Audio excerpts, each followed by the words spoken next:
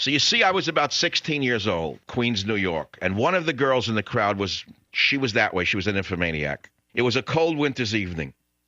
A group of 5 or 6 guys took her in a car to Alley Pond Park, and they had their way with her.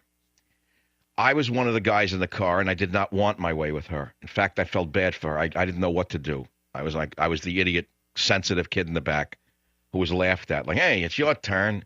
I said, no, I just don't want to do this. Something's wrong here. So after the guys, these pigs, these animals, most of whom wound up working in the garment center, selling clothing. Some, I think, went into the television business.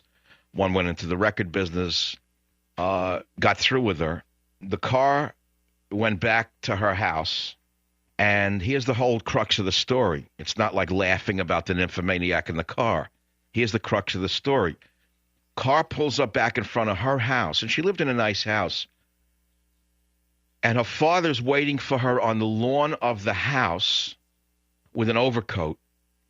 The guys basically throw her out of the car, disheveled and like half naked, laughing, and speed away. And I turn around and see the father walking up to her to cloak her and cover her nakedness with the overcoat. Now, there's so much in that story that needs to be discussed. What a father. What a great father he was. Now, you'd think a father would scream, you filthy slut, you, blah, blah, blah, how dare you? Or he'd come at the car and hit the guys. He didn't do either, did he? He lived with what was. He knew who his daughter was and what her proclivities were.